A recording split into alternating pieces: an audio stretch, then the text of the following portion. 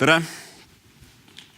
Mina olen Reemet Okas ja räägin teile täna jäiteajalisruumisest esinemisest Eestis perioodil 2005 kuni 2013. Ja tegu on siis minu kraaditööga bakalaureuse astmes ja minu juhendajaks oli Jüri Kõmenik. Mis oli mu töö eesmärk? Nagu pealkirjaga ütleb, siis analüüsida jäite esinemist Eestis antud perioodil ja kindlasti siis võrrelda eelnevate perioodidega ja luua seoseid ja saada aimu, mida on jäide teinud 60-70 aasta jooksul. Ja samuti siis, kuna ma olen geograaf, siis anda selline visualiseering ruumist, kus jäide esineb ja kus ta võiks esineda. Kindlasti on see töö vajalik ja sest jäide on ohtlik. Ta on selline salakaval ja eriti põhjustab ta libedust teedel. Ja jäited ennustatakse, kuid nagu sellist reaalset andmestikku ei ole, näiteks kus teedel teda rohkem on või nagu sellist visualiseeringut. Ja samuti, miks ma tahtsin seda tööd teha, on sellepärast, et jätkata Eesti ilma riskide ajakava jäite uuringutes. See siis lõppes 2005. Sealt ma saingi selle idee. Ja kindlasti siis kujutada, kus esineb ja kus võiks esineda. Mis see jäide siis on? Jäide on siis läbipaistev, pool läbipaistev jääkiht, mis tekib kõikidele objektidele, pindadele, mis siis avatud pinnaga kokkupuutel külmuvate sademete osakestele, kui õhutemperatuur on vahemikus +1 kuni -3. See on selline väga konkreetne vahemik ja kui on natuke soojem, natuke külmem, siis kas tekib lumi või vihm ja äärmisel juhul ka -10. Ja siis jäide võib tekkida okstele, elektriraatidele, autoteedele ja siis ongi kas killasjää, mustjää. Mustjää on siis asfaltteel ja ta on eriti libe. Et siis ta on nagu killasjää alamliik, kui nii öelda. Ja muidugi morfoloogiliselt on nad kõik sarnased. Vesi jäätub, tekib jää, aga lihtsalt see aeg või mehhanism, kuidas see tekib, on erinev. Ehk siis näiteks jäide, kindlasti olete näinud sellist pilti kevadel, ka talvel ja see on siis jäide.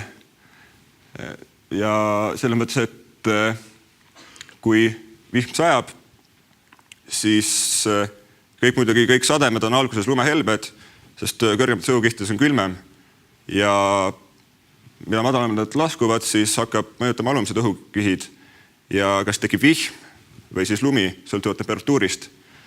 Ja kui on alumine õhukiht külmem kui ülemine, siis võib tekkida jäävihm või jäätuv vihm. Ja jäätuv vihm on, mõlemad on olulised, nii jäävihm kui jäätuv vihm, aga jäätuv vihm on kõige sagedasem jäite tekitaja, sest ta ongi alla jahtunud sademed, mis siis kontaktis maapinnaga väga kiiresti jäätuvad. Ja see teebki jäite ohtlikuks, nagu ma eelnevalt mainisin. Ja kui see vihmapiisk tuleb, siis jääb oksale ja pindpinevus hakkab mängima temaga. Ja siis tekibki, jäide saab allapoole tekkida ülespoole. Sõltub muidugi, kui külmad ilmad on, ehk siis kui palju gravitatsioonidele mõjutada saab ja nii edasi. Tuul kindlasti oluline faktor. Siis andmed metoodika, kus ma sain, et oma tööd teha riigi ilmateenistuselt ja 4 ilmajaamast, siis Tallinn-Harku, Tartu-Tõravere, Võru ja Väike-Maarja. Ja andmetöötlus toimus vana heas Excelis ja koostasin kaarti tegemiseks sellist programmi nagu Surfer. Hästi on sellega sama jooni kujutada. Siis täpsemalt olen siin ära klassifitseerinud kus on jäitepäevi kõige rohkem ja võib öelda, et jäite meka on Eestis Väike-Maarja. Seal tekib seda kõige rohkem ja kõige vähem siis päevi, kus esines jäidet, oli Võrus ja Tartu Tõravere, Tallinn Harku on seal samal joonel. Siis siin olen ära toonud jäitepäevade arv aasta järgi, ehk siis 2005–2013. 2013 ja on toodud keskmine, mis oli siis 24 ja erinevatel aastatel. Siin on ka väikene seos aasta nagu keskmise temperatuuriga, näiteks 2010, mida loetakse üheks kuumimaks aastaks selle sajandil, siis ka jäitepäevi on vähem. Sellised seosed ma leidsin. Samuti siis jäite diameetri maksimaalsed väärtused ilmajaamades ja väga huvitav on Väike-Maarja, sest ta lihtsalt väljenduse pärast aga rokib seda süsteemi, et kui siin on näha paralleele Tartu ja Võruga, siis Väike-Maarja elab seal täiesti mingit oma elu kõikide peal. Aga siiski 2013 tuli nii-öelda maa peale tagasi siia allapoole, ehk siis enam ei olnud maksimaalsed jäite läbi mõõdud 10 millimeetrit või enam. Ja siis on toodud jäite keskus ja keskmised maksimaalsed väärtused aastate lõikes perioodil 2005–2013 ja siin on värve palju, jooni palju, aga samamoodi siit tuleb välja Tallinna ja Võru ja Tartu sarnasus ja eriti Eesti veel Võru ja Tartu, sest nad on lihtsalt niivõrd lähedal ja jäite tekkimistingimused on üldjuhul sarnased. Ehk siis, kui rääkida jäite tekkimistingimustest, siis kindlasti mõjutab meri ja kaugus merest, kuidas need õhukihid soojenevad, jahtuvad, kuidas tekib sademeid ja kõik see mängib olulist rolli. Siis antud perioodil maksimaalsed näitajad igas ilmajaamas ja siin on tekkinud väike erand. Võrus on maksimaalse keskusega ja Väike-Maarjas siis on nagu näitajate poolest, siis jäite näitajate poolest, nagu füüsiliste näitajate poolest juhtival kohal. Ehk siis see on päris huvitav faktor, et kuidas ta Võrus siis nii kaua kestis. Siis visualiseering.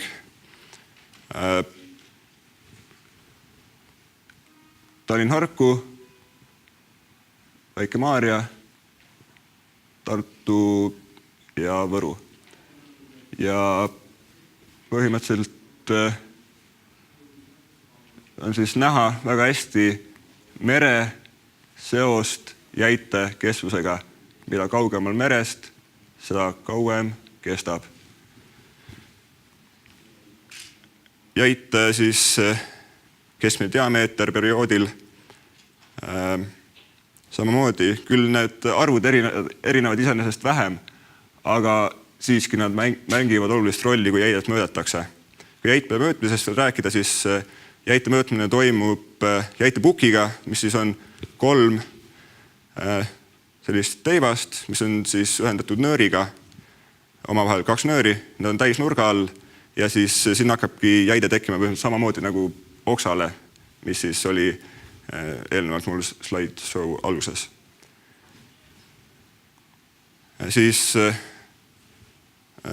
jäite selle antud perioodi 2005–2013 võrdlus eelnevate perioodidega, siis need andmed on võetud siis sellest ilmariskide raamatust ja neid on uurinud siis Ene Tillmann. Ja põhimõtteliselt, kui siin on siis 40-aastane periood ja ülejäänud on sellised kümmekond, siis üldjoones ikkagi hoolimata nendest näitajatest, et siin on maksimaalne olnud suurem, siin väiksem, siis ikkagi võib öelda, et võrreldes eelmise sajandiga jäite näitajad vähenevad. Siis, mida ma sellest tööst järeldan ja aru sain, et jäide on pigem arv Eestis, esineb seda jäite päevi on 314 antud perioodil ja 213 oli siis korduseta nagu mõõtmisi. Ehk siis kokku esines Eestis jäidet 213 korda. Jäite parameetrid vähenevad ja ikka endiselt kehtib see seos, et jäite parameetrid on sisemaal või kestvus on sisemaal väiksem või lühem kui rannikul. Ja tähendab vastupidi. Rannikul kestab vähem, sisemaal kauem. Ja kindlasti tuleks jäidet edasi uurida, sest minu arust on huvitav ja ta on sellise spetsiifiline ja näitab tegelikult palju ja sellest saab palju järeldada seoseid kliima soojenemisega ja nii edasi. Ja kindlasti oleks vaja regionaalselt rohkem andmeid, sest nagu näha, need kõik jooned siin on simulatiivsed. Saaremaa kohta 0, Pärnu kohta 0, Haapsalu, näiteks Viljandi, võiks väga huvitavaid seoseid luua. Saaks teada, kuidas see jäide näiteks Kesk-Eestis on, ei tea. Ja kindlasti jäidet mõjutab ka siis näiteks Pandivene kõrgustik, mis siin õhumass võtab selle merelt tuleva soojuse ära ja jahutab õhumasse. Ja näiteks, et oleks huvitav uurida, kuidas oleks lood siis Lääne ja lood Eestis. Siis, jah. Ja seos säästva arenguga. Säästev areng võib kasutada ka siis sõna nagu kokkuhoid, et siis järgnevatele põlvedele kasutada ressurssi kokkuhoidlikult ja sellega tagandada ka siis tulevaste põlvede jätkusuutlikkus areng. Aga kas see on ikkagi areng, kui liiga palju säästa? Näiteks jäid on minu meelest oluline, sest seal on meteoroloogiline väärtus, energiatööstused, sest jäide näiteks tekib ka elektriraatidele ja teeolud muidugi, liiklusinfo, teeolud, julgeolek või nagu ohutus meile kõigile, kui liikleme teedel talvel, kevadel, sügisel. Aga siiski võiks öelda, et jäid on kuidagi kahe silma vahele jäänud või ebaoluline, sest seda mõõdetakse 4 jaamas, kuigi Eestis on 10 jaamu ja seda mõõdetakse praegu mehaaniliselt. Kui jäide tekib, siis inimene läheb sinna juurde ja mõõdab ära joonlauaga. Selline meetod on praegu kasutusel, näiteks Põhjamaades, Soome, Norra, Rootsi, Island, seal on kasutusel juba automaatjaamad. Ja miks mitte neid kasutada, kui selle asemel, et näiteks automatiseerida ilmajaamasid ja näiteks kaotada jäitepukk ära, et seal inimene kohal ei peaks olema. Ja kui niimoodi likvideerida neid jaamu, siis jäite andmeid ei tule, ei saa enam järeldusi teha ja jääbki selline lünk meteoroloogiasse. Ja lõppu üks küsimus, kas kokkuhoid meteoroloogias on ikka areng? Aitäh!